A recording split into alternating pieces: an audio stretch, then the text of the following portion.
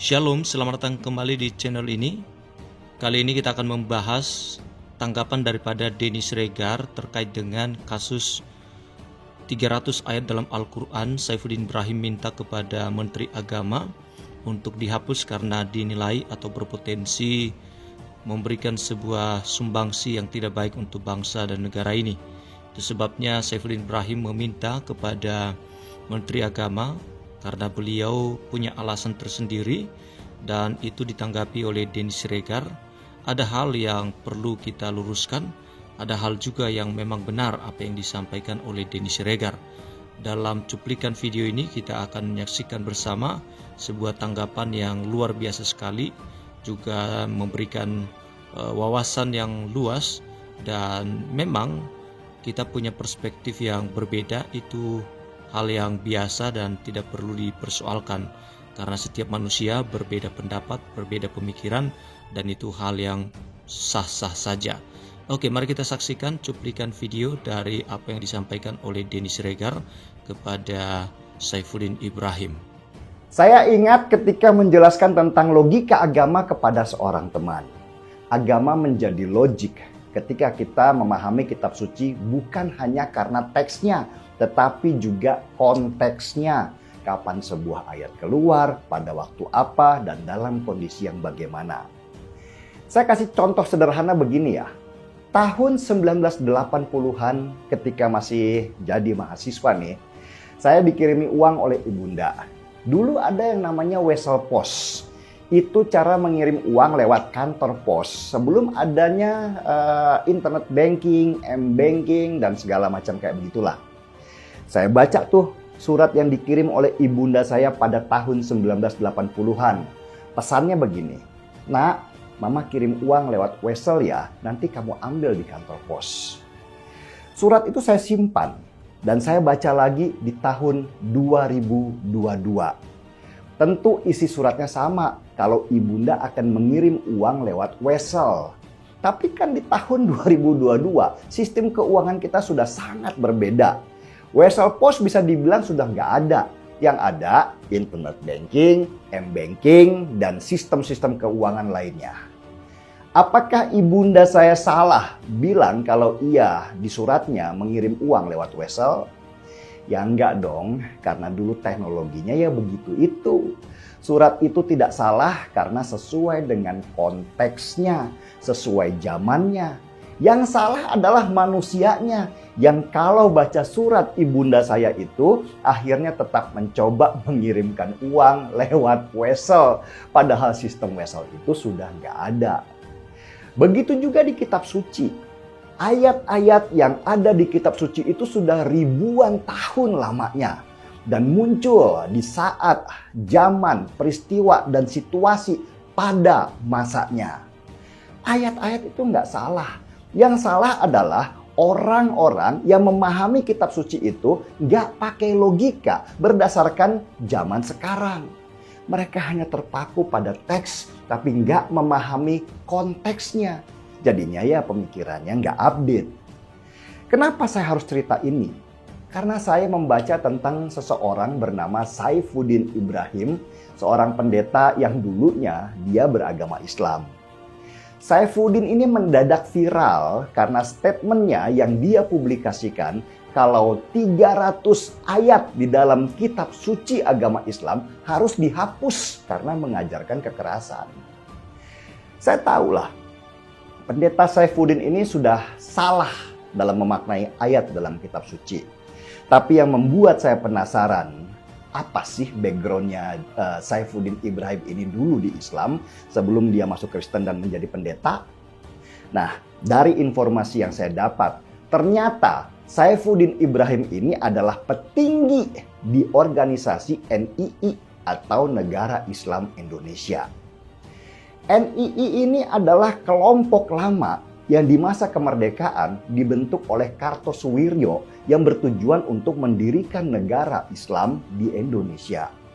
Kartosuwiryo memelintir ayat-ayat dalam kitab suci sebagai pondasi dia untuk mendirikan negara Islam. Dan pemikiran Kartosuwiryo ini dulu dilawan oleh Presiden Soekarno. Tetapi akhirnya pemikiran Kartosuwiryo berkembang sehingga memunculkan pemberontakan di mana-mana. Di Sulawesi ada Kahar Muzakar, di Aceh ada Daud Bereh. Dan Kartosuwiryo sendiri akhirnya ditangkap oleh tentara Indonesia dan dihukum mati pada tahun 1962. Organisasinya NII atau Negara Islam Indonesia dan semua pemikirannya kemudian dinyatakan terlarang. Tapi meski mereka itu sudah terpecah, mereka tetap melakukan gerakan bawah tanah secara diam-diam. NII ini miriplah dengan HTI, tapi dengan versi lokal. Sesudah saya tahu kalau Saifuddin Ibrahim yang katanya tinggal di Amerika itu adalah petinggi NII, barulah saya paham bahwa ternyata pandangan dia terhadap ayat di kitab suci Islam yang sudah rusak itu adalah pandangannya NII. Saifuddin sejak dia beragama Islam dan masuk di organisasi Negara Islam Indonesia itu sudah rusak otaknya dan sudah salah memahami ayat. Dari jejak kenapa dia dulu bergabung ke NII saja sudah bisa dilihat betapa pemahaman ayatnya itu menunjukkan bahwa dia tidak paham. Dia membawa ayat yang sudah ribuan tahun lamanya dan keluar di saat ada peristiwa dan pada zamannya itu pada masa sekarang. Ya rusaklah sudah pemahamannya. Itu persis seperti ketika Saifuddin Ibrahim mencoba mengirim uang pakai wesel pos karena bunyi surat ibunda saya begitu. Padahal sekarang sudah zamannya internet banking, m-banking. Ya udah nggak laku lagi lah sistem wesel pos pada zaman sekarang. Meski begitu, saya rasa umat Islam juga nggak perlu terlalu reaktif lah atau marah ketika Saifuddin Ibrahim bicara seperti itu. Reaksi marah itulah yang ingin didapat oleh Saifuddin. Dia bersembunyi di balik baju agama Kristen dan gelar pendeta untuk membenturkan umat Islam dan umat Kristen. Saifuddin bukan benar-benar Kristen. Dia hanya berlindung di balik agama Kristen supaya nantinya terjadi perpecahan. Jadi, reaksi kepolisian ketika memburu Saifuddin Ibrahim bukan karena dia sudah menghina Islam dengan menyebut 300 ayat di kitab suci harus dihapuskan, tapi untuk mencegah potensi kerusuhan karena adu domba yang ingin dilakukan Saifuddin demi cita-cita ideologisnya mendirikan negara Islam Indonesia. Lagian, contohlah umat Kristen, mau diejek apapun juga, mereka tetap senyum aja. Sesuatu yang suci tidak mungkin terhina karena dihina oleh orang yang hina. Ya, pemaparan yang sangat luar biasa dari Denny Siregar. Memang beliau ini mempunyai suatu pemikiran yang luas dan apa yang disampaikan itu benar-benar bisa meyakinkan seseorang karena dia seorang yang baik dalam berkomunikasi ya. Tapi ada hal-hal yang juga saya perlu pertanyakan. Saya memang tidak dekat dengan Saifuddin Ibrahim. Saya pernah berkomunikasi dengan beliau, tetapi tidak dekat begitu ya. Beda dekat itu dan hanya sekedar berkomunikasi. Kalau kita lihat perjuangan pendeta Saifuddin Ibrahim di dalam penginjilan misalnya, maka kita akan berkata bahwa tidak mungkinlah beliau ini hanya menyamar menjadi seorang Kristen, apalagi hanya menyamar sebagai seorang pendeta dengan tujuan sebenarnya untuk mencapai cita-citanya mendirikan negara Islam Indonesia. Nah, ini hal yang perlu kita pertanyakan, dari mana informasi valid yang disampaikan oleh Denny Siregar ini bahwa pendeta Saifuddin Ibrahim hanyalah menyamar sebagai seorang pendeta, hanyalah menyamar sebagai seorang Kristen. Informasi ini tentu kita butuh ya. Kalau memang benar itu yang dilakukan oleh Saifuddin Ibrahim, berarti ini hal yang tidak baik ya.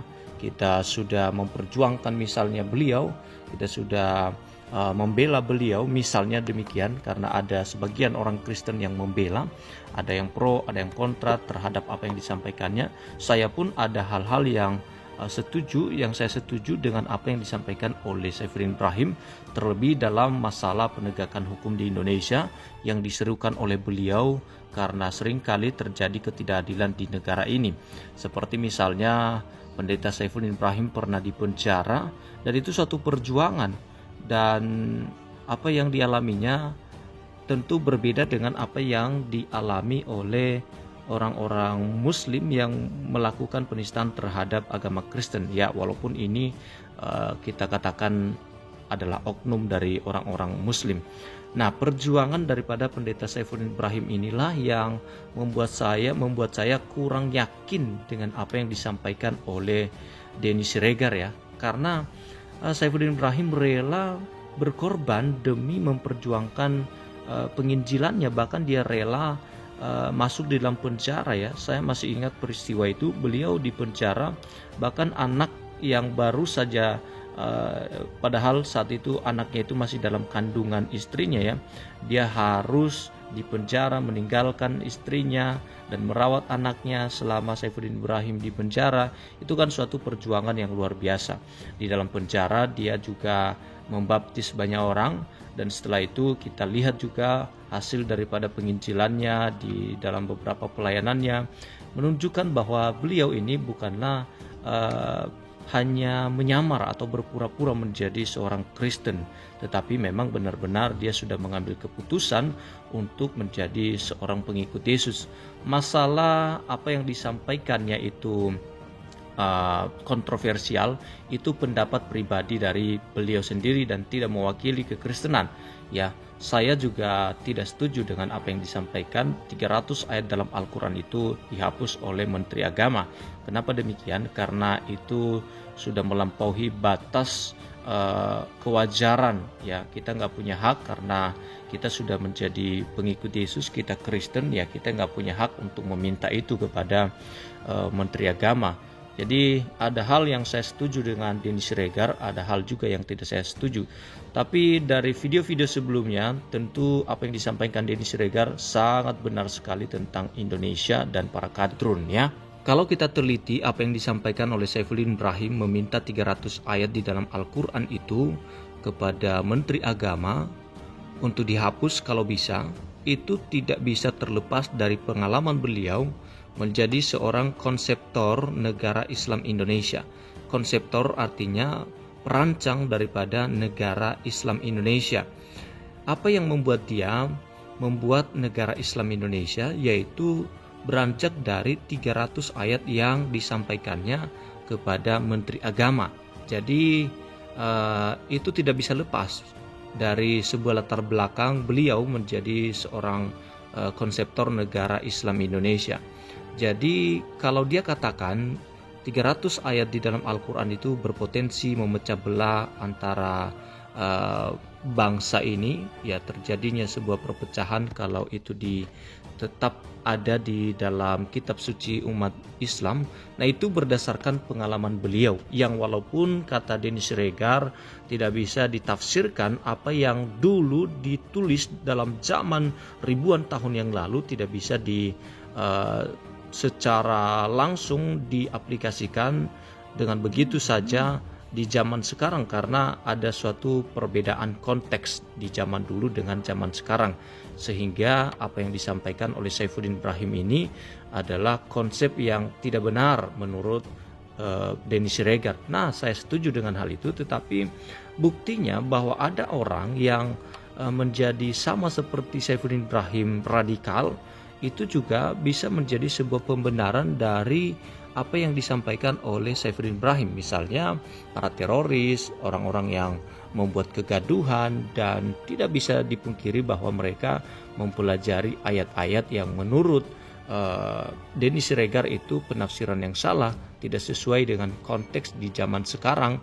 Kalau kita bawa di zaman sekarang tentu sudah jauh berbeda dengan situasi zaman dulu. Nah, tetapi mereka meyakini bahwa konsep zaman dulu itu bisa diterapkan di zaman sekarang. Nah, yang perlu kalau menurut saya, ini tanggapan saya, mungkin barangkali Denny Siregar lebih memaparkan ya, kenapa tidak boleh lagi dibawa di zaman sekarang konsep-konsep yang zaman dulu itu, kenapa tidak bisa relevan dan kenapa tidak boleh ditafsirkan seperti begitu saja, seperti apa yang tertulis apa adanya.